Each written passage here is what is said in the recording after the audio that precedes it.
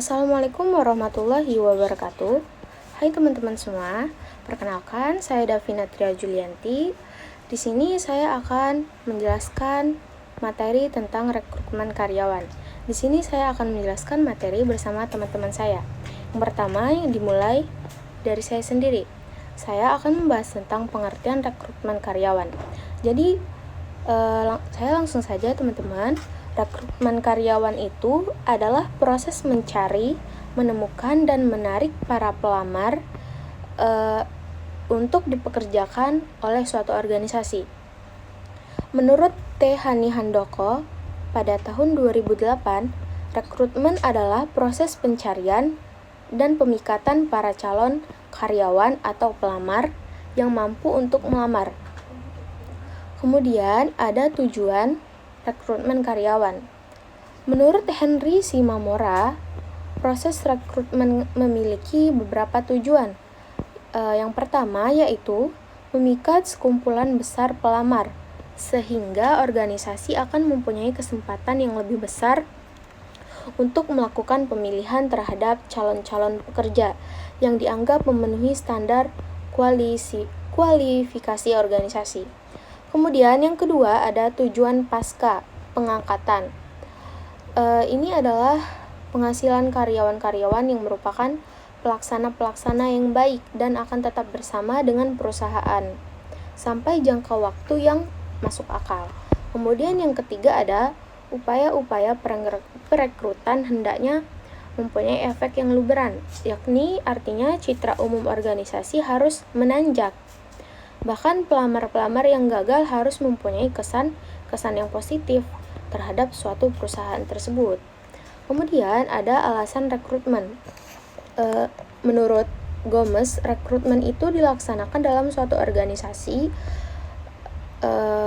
Alasannya antara lain yaitu adanya organisasi baru, berdirinya organisasi baru. Kemudian yang kedua adanya perluasan kegiatan organisasi. Yang ketiga, terciptanya pekerjaan-pekerjaan dan kegiatan-kegiatan baru. Kemudian yang keempat, adanya pekerja yang pindah ke organisasi lain. Yang kelima, ada pekerja yang berhenti, baik secara hormat maupun tidak hormat. Kemudian, selanjutnya itu ada prinsip-prinsip rekrutmen. Menurut Rifai, pada tahun 2006, prinsip-prinsip rekrutmen itu terdiri dari yang pertama, mutu staf dan pengajar yang akan direkrut itu harus sesuai dengan kebutuhan yang diperlukan suatu perusahaan untuk mendapatkan mutu yang sesuai. Kemudian yang kedua ada jumlah staf dan pengajar yang diperlukan harus sesuai dengan job yang tersedia. Kemudian yang ketiga ada biaya yang diperlukan diminimalkan. Kemudian yang keempat, ada perencanaan dan keputusan-keputusan strategis tentang perekrutan. Yang kelima, ada flexibility, kemudian ada pertimbangan-pertimbangan hukum. Oke teman-teman, baik, sekian yang dapat saya jelaskan.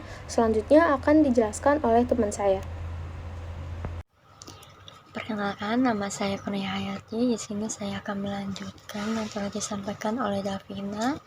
Selanjutnya yaitu proses rekrutmen. Nah, menurut Simamora tahun 1997, proses rekrutmen meliputi beberapa poin penting.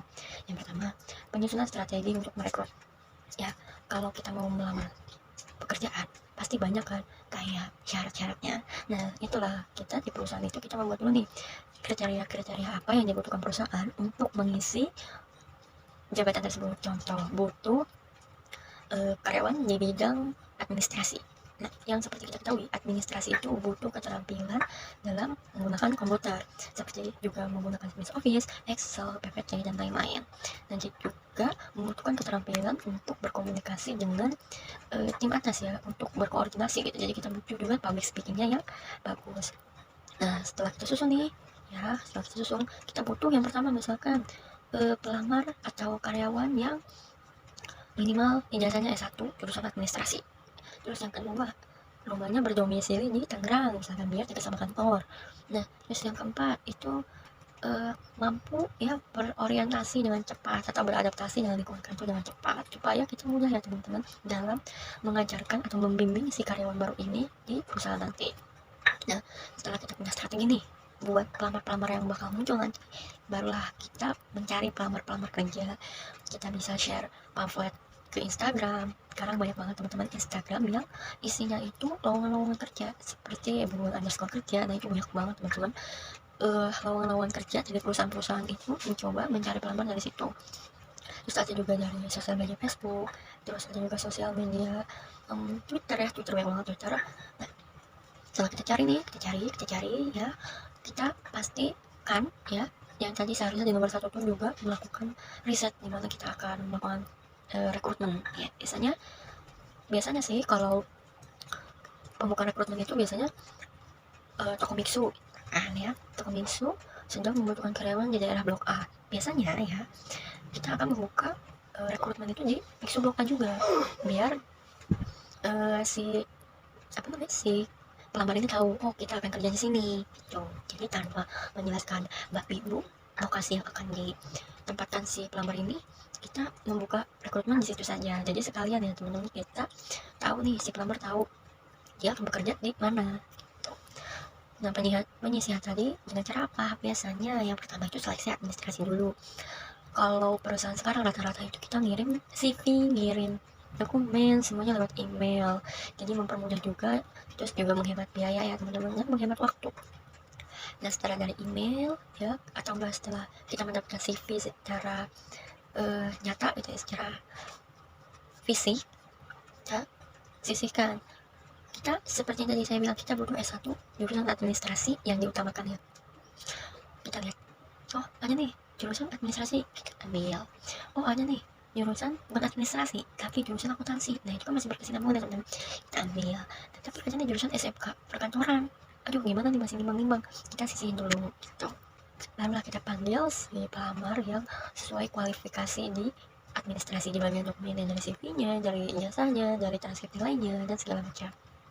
Setelah kita datang untuk interview, biasanya interview itu pertama kali untuk nilai karakter, yang kedua untuk mengetahui gimana keahlian ya, terus keahlian si pelamar, terus ketiga biasanya interview itu untuk mengetahui karakter si karyawan tersebut, yang terakhir adalah domisili ya. Jadi kita bisa tahu nih secara langsung dengan tatap-tatapan, biasanya ke rumah naik apa, dari sini ke rumah naik apa, terus biaya ongkosnya berapa kalau naik umum, terus juga biasanya berangkat kerja kalau kita masuk jam segini, kalian berangkat jam berapa. Nah itu kita bisa tanyakan di interview, saat interview ya teman-teman. Nah misalkan dari kualifikasi saat interview itu sudah memenuhi kualifikasi yang kita pengen, nah kita bisa janjikan dia atau bisa negosiasi untuk penerimaan karyawan. Contohnya, Kak, dari interview ini saya berminat untuk menjadikan kakak karyawan di toko biksu kami, karena dari domisili kakak yang dekat dengan toko, lalu juga karakter kakak yang sesuai untuk sales ya, untuk penjual es krim, dan pengetahuan kakak tentang es krim itu banyak gitu. Contohnya seperti itu. Jadi gimana nih Kak, bisa nggak kita lanjut kesepakatan kontrak, misalkan kontrak gini gini gini gini, kontraknya gini gini gini gini gini. Misalkan dia menerima, si pelawar ini menerima, ya udah kita langsung tanda tangan kontrak di hari itu juga, dan kita tentukan kapan waktu untuk dia training dan kapan waktu untuk dia selesai training dan menjadi karyawan kontrak. Lalu selanjutnya adalah materi hambatan-hambatan dalam rekrutmen dan juga sumber rekrutmen. Nah kalau dari sumber rekrutmen ya bisa dari, kalau dari internal ya bisa dari job posting ya. Kalau job posting itu biasanya gini, saya punya karyawan di bagian administrasi dan saya butuh bagian administrasi lagi, butuh karyawan bagian administrasi lagi. Nah itu biasanya saya lewat internal, lewat karyawan saya itu juga, kamu punya saudara atau sepupu yang bisa jago komputer gak gitu, biar saya bisa masukin ke perusahaan saya juga. Oh iya bos, bisa gitu kan. Terus kalau dari eksternal ya itu lewat sosial media, lewat ya pelamar luar ya gitu yang gak kita kenal. Terus biasanya hambatan apa aja sih dalam proses rekrutmen? Ya biasanya kebijakan organisasinya, kebijakan perusahaannya yang enggak